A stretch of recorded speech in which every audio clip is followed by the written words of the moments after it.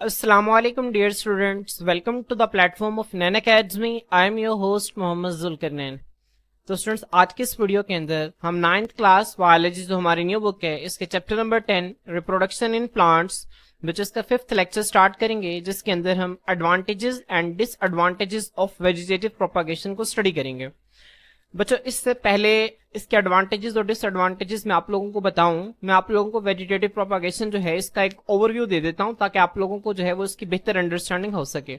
बच्चों आज का लेक्चर हमारा बहुत छोटा होगा क्योंकि इसके अंदर एडवांटेजेस और डिसएडवांटेजेस को ही हम स्टडी करेंगे और फिर इंशाल्लाह इससे नेक्स्ट लेक्चर के अंदर हम सेक्सुअल रिप्रोडक्शन इन प्लांट्स को स्टार्ट करेंगे।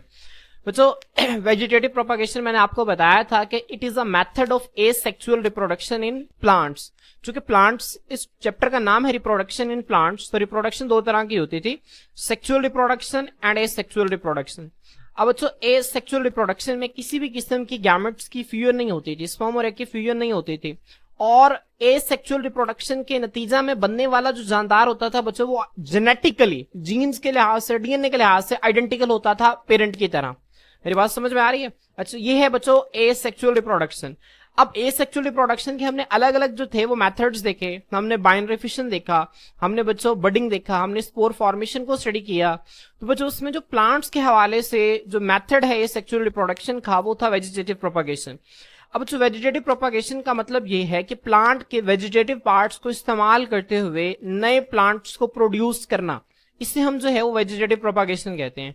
अगर बच्चों प्लांट ये अमल खुद करता है, प्लांट अपने vegetative parts root stem leaves इनको इस्तेमाल करते हुए खुद अपने जैसा नया पौधा बनाता है, तो बच्चों इसको हम नाम देते हैं नेचुरल वेजिटेटिव प्रोपागेशन। तो बच्चों इसको हम किसका नाम देते हैं? नेचुरल वेजिटेटिव प्रोपागेशन का। लेकिन अगर बच्चों इसी अमल को जो है वो हम इंसान खुद करते हैं तो बच्चों यही कहलाता है आर्टिफिशियल वेजिटेटिव प्रोपागेशन। बच्चों हमने नेचुरल वेजिटेटिव प्रोपागेशन के अंदर स्टडी किया स्टेम के लिहाज से, स्टेम के अलग अलग टाइप्स को हमने स्टडी किया, हमने सकर्स देखे, हमने मॉडिफाइड लीव्स देखे।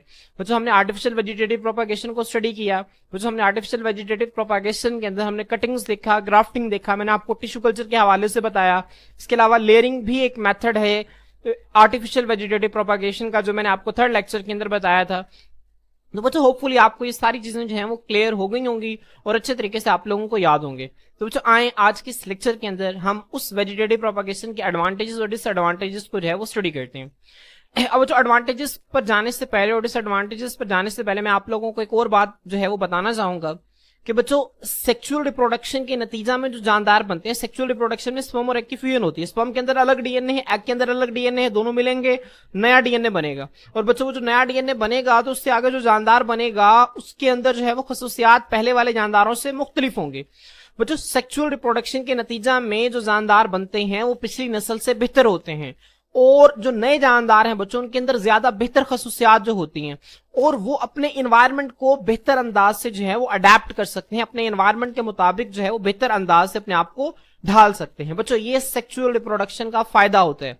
एसेक्सुअल रिप्रोडक्शन में ऐसा कुछ नहीं होता। एसेक्सुअल रिप्रोडक्शन में जैसी खसूसियात जो थी वो पेरेंट प्लांट के अंदर थी, वैसे ही खसूसियात जो हैं बच्चों वो आने वाले न्यू प्लांट के अंदर होंगे। तो इस पॉइंट को आपने ज़हन में रखना है। इसी पॉइंट पे हमारे एडवांटेजेस भी हो जाएंगे और डिसएडवांटेजेस भी हो जाएंगे। अब जो एडवांटेजेस बहुत थोड़े से हैं, आप लोगों से पेपर में 2 नंबर का शॉर्ट क्वेश्चन पूछा जा सकता है कि भाई इसके एडवांटेजेस लिखें वेजिटेटिव प्रोपागेशन के। और बच्चों ये दोनों आप लोगों से लॉन्ग क्वेश्चन भी पूछा जा सकता है। तो ये हमें मुझे याद है कि पहले जो टॉपिक था बच्चों ये पहले 10th की बुक में था, लेकिन अब जो आपकी न्यू बुक है इसमें 9th में कर दिया है। तो हमें 10th में लॉन्ग आया था और बहुत ही छोटा लॉन्ग था, तो हम एक्सपेक्ट नहीं कर रहे थे कि पेपर में लॉन्ग क्वेश्चन वो पूछ लेगा, लेकिन हमें पेपर में उसने लॉन्ग क्वेश्चन पूछ लिया था। तो आपसे भी पेपर में लॉन्ग क्वेश्चन के तौर पर पूछा जा सकता है, तो आप लोगों ने इसको प्रिपेयर करना है। अगर आपसे लॉन्ग क्वेश्चन पूछ लेते हैं तो आप पहले वेजिटेटिव प्रोपागेशन के डेफिनेशन लिखेंगे, फिर उसके टाइप्स लिखेंगे, ठीक है, उसके बाद फिर आप एडवांटेज और डिसएडवांटेजेस के हवाले से बात करेंगे, ठीक है। तो मैंने आपको लॉन्ग क्वेश्चन के हवाले से भी बता दिया कि आपने किस तरह से लिखना है। तो बच्चों देखिए एडवांटेजेस क्या है, इसके फायदे क्या हैं। Vegetative propagation allows to produce many new plants in a short time. अब बच्चों इसमें जो काम की बात है ना वो ये शॉर्ट टाइम है, ठीक है, बस जो सबसे इंपॉर्टेंट फायदा है। वेजिटेटिव प्रोपागेशन बच्चों बहुत कम अरसे में नए प्लांट्स प्रोड्यूस करने की इजाजत देती है, ठीक है, इस लाइन का ये मतलब है। वेजिटेटिव प्रोपागेशन की मदद से हम बहुत कम वक्त में जो है वो ज्यादा प्लांट्स को ग्रो करवा सकते हैं। बच्चों एक तरीका ये है कि बीज को बोया जाए, फिर बीज को बोया जाए, फिर इंतजार किया जाए कब उस बीज से जो है वो एक छोटा सा पौधा निकलेगा, फिर वो छोटा सा पौधा आहिस्ता आहिस्ता बड़ा होगा, फिर वो कब जाके बच्चों एक नया पौधा बनाएगा। तो वो चीज इसमें ज्यादा टाइम स्पेंड लगता है, इसमें ज्यादा टाइम लगता है, तो वो चीज सारे टाइम ड्यूरेशन से बचने के लिए हम जो है वो वेजिटेटिव प्रोपागेशन का इस्तेमाल करते हैं, जिससे हम शॉर्ट टाइम में बहुत सारे प्लांट्स को ग्रो करवा लेते हैं। इसके बाद बच्चों जिसका सेकेंड एडवांटेज है बच्चों वो क्या है, the new plant are exactly like the parent plant, so they all have the same good characteristics. बच्चों यहाँ पे हम सिर्फ गुड कैरेक्टरिस्टिक्स की बात कर रहे हैं बच्चों। अब हम वेजिटेटिव प्रोपागेशन जो है वो उस प्लांट की करवाएंगे जिनकी खसूसियात हमारे नजदीक बहुत बेहतर हैं। जैसा मैंने आपको कल एक मिसाल दी थी, अगर मैंने मेरे दोस्त के पास जो है वो गुलाब का फूल है, गुलाब का फूल का पौधा है और उसके अंदर बहुत अच्छे गुलाब लगते हैं, और मेरे पास भी है, लेकिन मेरे पास जो है वो ज्यादा बेहतर गुलाब नहीं लगते, तो बच्चों मैं कटिंग्स के जरिए, ग्राफ्टिंग के जरिए उन अपनी मनचाही खसूसियात को हासिल कर सकता हूं। तो बच्चों वो अब इसका फायदा ये है वेजिटेटिव प्रोपागेशन का कि जो नए प्लांट्स इससे हासिल होंगे उसके अंदर जो अच्छी खसूसियात हैं वो वही होंगी जो पेरेंट प्लांट के अंदर थी। मेरी बात समझ में आ रही है बच्चों? तो ये इसका एक अच्छा एडवांटेज है, ठीक है, इसको आपने ज़हन में रखना है।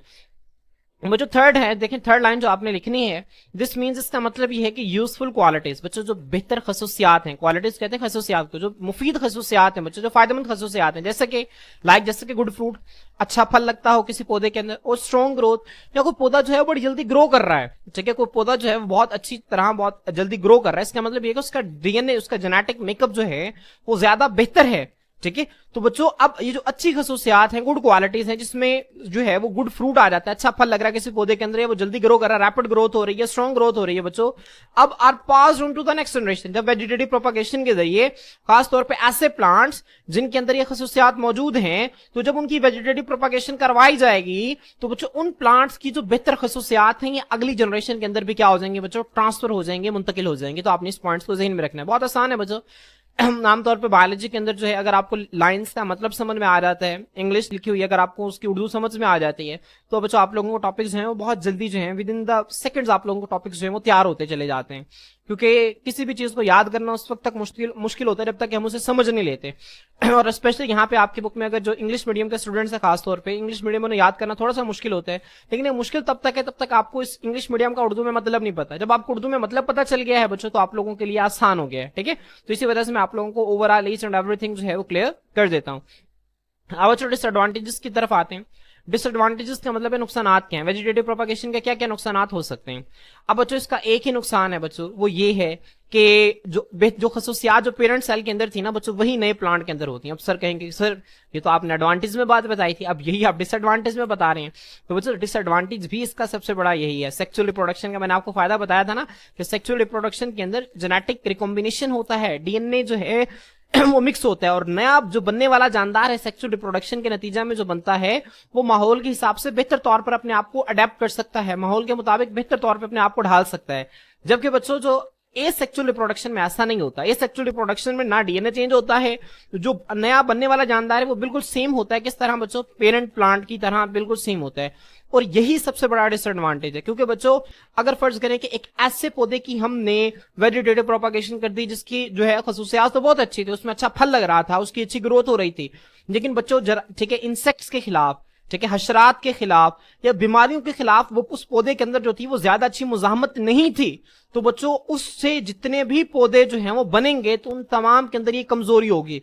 तो इसका नुकसान क्या होगा कि अगर कोई पेस्ट, कोई जो है वो बच्चों कीड़ा मकोड़ा जो है उस पौधे के ऊपर अटैक करता है और उसके अंदर उससे लड़ने की सलाहियत मौजूद नहीं होती, उससे निपटने की सलाहियत मौजूद नहीं होती, तो बच्चों ये जो खसूसियत है तमाम पौधों के अंदर चली जाएगी और इससे बड़े पैमाने पे बच्चों जो क्रॉप्स जो है वो फसलें जो है वो तबाह भी होती हैं। और हिस्ट्री के अंदर हमें बहुत सारी ऐसे मिसालें मिलती हैं कि जब जो है वो, मिसाल के तौर पर मैं आपको एक एग्जाम्पल देता हूं बच्चों, इटली के अंदर ना आलूओं का एक कहत आया था, एक फंगस की वजह से, ठीक है, वो पूरी इटली जो मुल्क है ना उसके अंदर बच्चों जो आलू की फसल थी वो बड़े पैमाने पर जो थी वो बच्चों तबाह हो गई थी, खराब हो गई थी। और इटली के अंदर आलू जो है वो लोगों की बुनियादी गजा थी उस वक्त, ठीक है, लोगों की बुनियादी गजा थी बच्चों। और जब वो आलू का कहत आया तो काफी बड़े पैमाने पे लोगों की डेथ्स हुई, काफी बड़े पैमाने पे लोगों ने जो है वो दूसरे ममालिक के अंदर हिजरत की। तो यही बच्चों डिसएडवांटेज है वेजिटेटिव प्रोपागेशन का कि अगर कोई बीमारी आती है, कीड़ा मकोड़ों का कोई हमला होता है, तो वो पौधा अगर उसके खिलाफ रेजिस्टेंट नहीं होगा, अगर उसने उसके खिलाफ जो है कोई स्ट्रेटेजी नहीं तैयार की होगी, कोई मुजाहमत नहीं बनाई होगी, तो बच्चों बड़े पैमाने पर जो है वो तबाही हो सकती है। तो देखें, plants produce through vegetative propagation do not have the genetic differences, उनके जीन्स में कोई फर्क ही नहीं होता। इन अदर वर्ड, दूसरे अल्फाज में all the offspring are identical, जितने भी नए बनने वाले जानदार हैं वो सारे एक सेम होते हैं, आइडेंटिकल होते हैं डीएनए के लिहाज से भी, ठीक है। अब ड्यू टू इट, इस वजह से दे आर इक्वली सेंसिटिव, ये बराबर तौर पर हसास होते हैं, सेंसिटिव होते हैं टू इन्वायरमेंटल चेंजेस, माहौलियाती तब्दीलियों के लिहाज से। अब बच्चों मिसाल के तौर पर अचानक से फर्ज करें कि अचानक से सर्दियों का एक मौसम चल रहा है, अचानक से जो है वो बहुत ज्यादा जो है वो गर्मी पड़ने लग जाती है किसी भी वजह से। अब बच्चों वो प्लांट्स जो कि इस चेंज को अडेप्ट कर लेंगे वो तो ठीक है, लेकिन वो प्लांट जो इस चेंज को अडेप्ट नहीं कर सकते, और हमने उन प्लांट्स की जितनी भी वेजिटेटिव प्रोपागेशन की मदद से उसको ग्रो करवाया हुआ है, तो बच्चों वो प्लांट, वो सारे के सारे प्लांट्स उस टेम्परेचर चेंज को जो है वो बर्दाश्त नहीं कर पाएंगे, और इसका नतीजा क्या होगा, बड़े पैमाने पे जो है वो बच्चों प्लांट्स का लॉस होगा, प्लांट्स की डेथ हो जाएगी, ठीक है। तो बच्चों माहौल के अंदर जो तब्दीलियां हैं, ठीक है, इनसे जो है वो इक्वली सेंसिटिव होंगे, ठीक है, बराबर तौर पर हसास होंगे। एंड प्रोन, प्रोन का मतलब होता है बच्चों शिकार होना, प्रोन किसे कहते हैं बच्चों, शिकार होने को कहते हैं।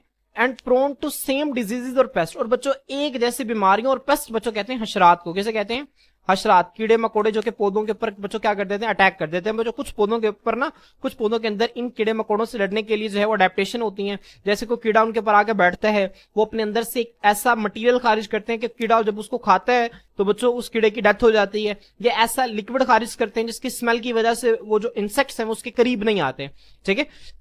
तो बच्चों कुछ प्लांट्स के अंदर ये अडेप्टेशंस होती हैं, लेकिन वो प्लांट जिनके अंदर ये अडेप्टेशंस नहीं होंगी, तो बच्चों वो बीमारियों से और पेस्ट से बच्चों वो बराबर तौर पर जो है वो मुतासर हो सकते हैं, ठीक है, वो बराबर तौर पर उनका शिकार हो सकते हैं। तो बच्चों होपफुली आपको इसके एडवांटेज और डिसएडवांटेज जो है बहुत अच्छे तरीके से क्लियर हो गए होंगे।